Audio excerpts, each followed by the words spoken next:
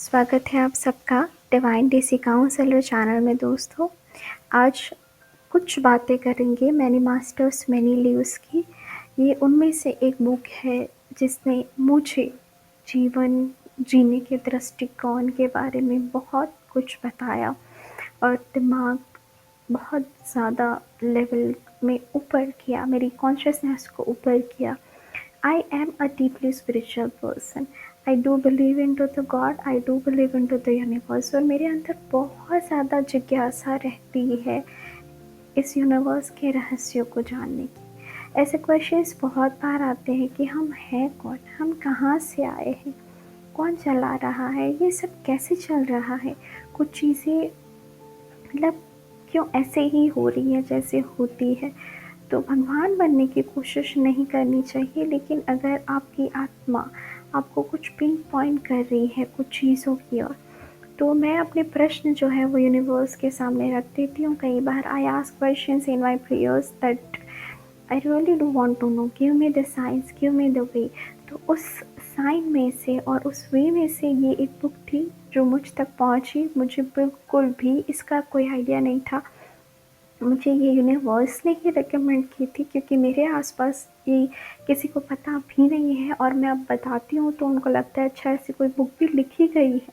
हालांकि उनको ये पास्ट लाइफ के बारे में काफ़ी सारी चीज़ें पता है जो इंडिया में रिसर्च हुई है, लेकिन वो जो मेरे स्पिरिचुअल मतलब एनलाइटेड जो लोग हैं उनको भी इस चीज़ के बारे में ज़्यादा आइडिया नहीं है। तो मेरे recommendation I and then I got it.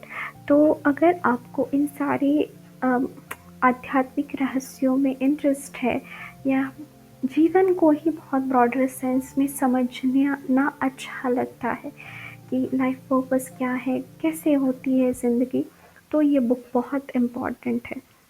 तो आज उसकी कुछ इंटरेस्टिंग किस्सों के बारे में बात करेंगे। तो सबसे पहली और इम्पॉर्टेंट बात, डॉक्टर ब्रेन वायस जिसने ये लिखा, हालांकि अब वो इस चीज़ को मानते हैं, लेकिन जब फर्स्ट टाइम उन तक एक कैथरीन करके पेशेंट आई थी और वो अपनी थेरेपी के दौरान पास्ट लाइफ में सरक गई, उसको कुछ ऐसा दिखा जो उसने इस जीवन में नहीं देखा था। तो वो डॉक्टर जो है, डॉक्टर ब्रेन वायस, जिन्होंने बाद में जाके इन चीज़ों के ऊपर इतनी सारी बुक्स लिखी जैसे कि love only love is real, फिर ये मैनी मास्टर्स मैनी लीव्स, वो खुद इस चीज़ के अंदर बिलीव नहीं करते थे। तो ये कितनी अजीब बात है, जैसे कि अभी मुझे सुनने वाले कई लोग इस चीज़ को बिलीव ना करते होंगे और कई सारे लोग इस चीज़ को मानने के लिए तैयार भी होंगे। और इस वीडियो के एंड में मैं आपको बहुत एक इंटरेस्टिंग अपने बारे में चीज़ बताऊंगी। सो ये डॉक्टर ब्रेन वायस मानते नहीं थे इन चीज़ों के बारे में। इनके पास कैथरीन करके एक पेशेंट आती है जिसकी खुद की बहुत सारी फोबियास है, साइकोलॉजिकल डिसऑर्डर है। तो ये ऐसे डॉक्टर जो दिमाग के डॉक्टर होते हैं, आप सबको पता होता है, साइकाइट्रिस्ट, साइकोलॉजिस्ट, तो वो उनको अलग अलग बातों से थेरेपी उनकी कर रहे थे। हालांकि उनको कुछ भी उस लड़की को फ़र्क नहीं पड़ रहा था थेरेपीज़ के सेशन आफ्टर सेशन के बाद। जनरली हम जो काउंसलिंग भी करते हैं उसमें 4 या 5 सिटिंग के बाद कुछ न कुछ सिम्टम्स तो कम होने लगते पेशेंट को, ठीक है। सीबीटी थेरेपी भी जो मैं करती हूँ, काउंसलिंग वगैरह भी, तो पता चल जाता है कि इनके चेहरे से ही, उनके बिहेवियर से हम ऑब्जर्व करते हैं, लेकिन यहाँ पे उसके अंदर कोई भी चेंजेस नज़र नहीं आ रहे थे। है वो वैसे ही उनको हिप्नोसिस में ले जाके उनको याद करवा रहे थे, प्रेजेंट लाइफ उसकी रिग्रेस करवा रहे थे कि याद करो कि कौन सा वो इंसिडेंट है जहाँ पे तुम्हें सबसे पहले दुख हुआ, जहाँ पे ट्रॉमा मिला, ऐसे करके वो अचानक अपने आप को सन 1863 बीसी में पाती है। उस लड़के का नाम है अरोंडा और उसने कुछ वाइट कलर के कपड़े पूरे पहन के रखे हैं। वो अपने आप को एक 18 साल की लड़की के तौर पे पाती है। ये जो डॉक्टर है वो लिखते हैं कि ये जो चीज़ हुई, जो उसने बोली, उसके लिए मैं तैयार नहीं था, मैं मानने को भी तैयार नहीं था। बट हुआ क्या था कि उसकी प्रेजेंट लाइफ रिग्रेस करते करते, मैं आपको सिंपली बता दूँ प्रेजेंट लाइफ रिग्रेशन में क्या होता है, आपको बैक ईयर में लेके जाते हैं। जैसे आपकी 40 की उम्र है तो आपको बोलेंगे 35 की एज में जाओ, 21 की एज में जाओ, कुछ इंसिडेंट रिकॉल करो, ऐसे सब डीप हिप्नोसिस में ले जाके, सेम चीज़ जो मैं इनर चाइल्ड हीलिंग में करते हैं वैसे ही। तो लेकिन उसको कुछ ऐसा याद आया जो उसने अभी तो जिया नहीं था। खैर, जैसे ही वो थेरेपी ख़त्म हुई, उस डॉक्टर को ऐसा लगा कि शायद मतलब उसने कुछ फ़िल्म देखी होगी या उसके दिमाग, ये सबकॉन्शियस का उसका खेल है ये सब। लेकिन 4-5 सेशन के बाद कुछ ऐसा हुआ जिसने डॉक्टर को यकीन दिलवा दिया। क्या होता है कि इंसान एक शरीर छोड़ने के बाद एक स्पेस में जाता है। नियर डेथ एक्सपीरियंस के बारे में डॉक्टर रेमंड मूडी ने एक पूरी बुक लिखी है कि मरने के बाद आत्मा जो है एक टनल से गुजरती है और एक लाइट के पूरे बीम में जाती है एवरीथिंग। तो वहाँ पे वो जाती है और वो डॉक्टर को बोलती है, डॉक्टर ब्रेन को बोलती है, ये जो कैथरीन है वो इस लाइफ की कैथरीन, भी वो सो रही है, डॉक्टर उसकी थेरेपी कर रहे हैं, चौथा या 5वां सिटिंग है, और वो बोलती है अभी उसने अपनी एक बॉडी छोड़ दी है और ये 2 लाइफ के बीच में फ्लोट कर रही है और बोल रही है कि आपके पिताजी और आपका बेटा यहाँ पे मिलने के लिए आए हैं। तो ये सुन के वो डॉक्टर, क्योंकि वो डॉक्टर का पोर्टफोलियो वो कैथरीन को कैसे पता होगा। और सबसे अजीब बात, उनका 22 साल का जो बेटा जो मर गया था, जिसके बारे में बहुत कम लोग जानते हैं, वो उसने बताया कैथरीन ने कि कैसे वो एक एडवांस सोल थी, वो आपकी और आपकी पत्नी के दुखों को हरने के लिए आया था। और ये जो एक इंसिडेंट है जिसने डॉक्टर ब्रेन को यकीन दिलवा दिया, ब्रायन को, कि ऐसा कुछ है, क्योंकि वो लड़की in between the life float कर रही थी। मास्टर्स उसको, एंजल मास्टर्स जिसको हम बोलते हैं, वो उसको कुछ बोल रहे थे और वो इनको बोल रही थी। उसकी आवाज़ भी अलग थी और वो कुछ ऐसी हकीकतें बयान कर रही थी जो सिर्फ और सिर्फ डॉक्टर ब्रायन जानते थे और कुछ भी और कोई नहीं जानता था। And then he had to believe. और उसके बाद उस लड़की की एक और बात भी निकल के आती है, उसको बहुत ज़्यादा जो वाटर का फोबिया था, तो एक लाइफ में उसकी डेथ जो है वो उस पानी में डूबने की वजह से होती है, एक्सेट्रा एक्सेट्रा।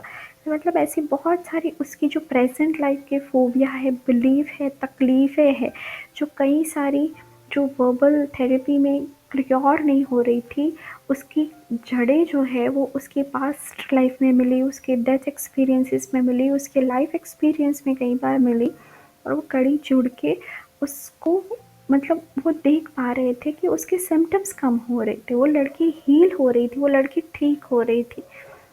और इतनी सुंदर ये बुक है जिसके, ये लड़की फिर एक्चुअली लाइट वर्कर बन जाती है, वो ट्रांसम्यूट करने लगती है। इसीलिए इस बुक का नाम है कि मैनी मास्टर्स मैनी लिव्स।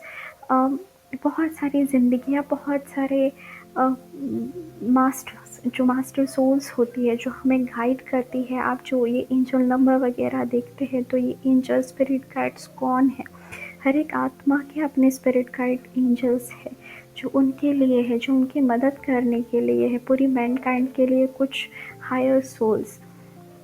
तो लाइफ बिटवीन लाइफ के अंदर उनको जो है वो सारे लेसन्स मिलते हैं कि आपकी ये ज़िंदगी ख़त्म हुई तो इसका लेसन क्या था और अब आपको कैसी ज़िंदगी चुननी है, ये सारी चीज़ें। पर मैनी मास्टर्स मैनी लीव्स पढ़ने के बाद मुझे ऐसा लगा कि मेरे अंदर कुछ बदल गया, कुछ बदल गया। ये बुक मुझे बहुत ज़्यादा रेजोनेट हुई, बहुत, मुझे बिल्कुल अजीब नहीं लगा इसका ज्ञान सुन के। मुझे ऐसा लगा मैं जानती हूँ, मुझे पता है ये सारी चीज़ें, हमने सुना तो है कि ऐसा कुछ कर्मा का ये चीज़ है।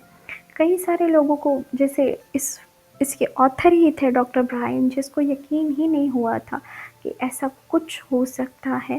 बट मुझे ऐसा नहीं लगा, मुझे लगा कि अच्छा, हमारे प्रीवियस बर्थ तो होते ही है। और इसी बुक को पढ़ने के बाद जो प्रश्न मेरे दिमाग के अंदर काफ़ी सालों से एक्चुअली घूम रहे थे, जिसका मेरे पास कोई भी कड़ी नहीं थी। तो मुझे लगा कि पास्ट लाइफ रिग्रेशन एक थेरेपी है, जिसको मुझे एज़ एन एडवेंचर ट्राई करना चाहिए, ताकि जैसे जीवन में हर एक चीज़ का एक्सपीरियंस आपको होना चाहिए ना। अगर आप स्पिरिचुअलिटी में इंटरेस्टेड हो, अगर आपको आपके माइंड के हॉरिज़न को बड़ा करना है, तो आपको इन डेप्थ नॉलेज होनी चाहिए दिमाग की, दिमाग कैसे काम करता है, क्या है एक्चुअली ये सारी चीज़ें। So I also went through this process. इसीलिए मैं बोल सकती हूँ, यही वो बात थी जो मैंने बोली कि मैं आपको वीडियो के एंड में बोलूँगी। और अगर आप लोग चाहेंगे तो I will also share my own experience कि क्या था। और हाँ, मेरी कड़ी जुड़ी, जो मेरा एक एक्सपीरियंस था वो रिपीट हो रहा था उसका। मैंने कुछ इसको बहुत इस कैथरीन की तरह लाइफ आफ्टर लाइफ, क्योंकि मेरे इतने डीप ट्रॉमास तो नहीं थे, बट हाँ कुछ चीज़ें थी जिसका जवाब मुझे मिला, and I got a good healer for this work. So yeah, but ये बुक अगर आपको इंटरेस्ट है कि ये सब क्या है और कुछ चीज़ें क्या हमारे पास लाइफ से जुड़ी हो सकती है, या मेरे इस जीवन का मकसद क्या है, मेरे लेसन्स क्या है, मुझे इतनी तकलीफ़ें क्यों मिली, क्योंकि कुछ लोग इतने दुखी हो जाते हैं, अपने दर्द की दवा ढूंढते ढूंढते मतलब थक जाते हैं ना, ठीक है।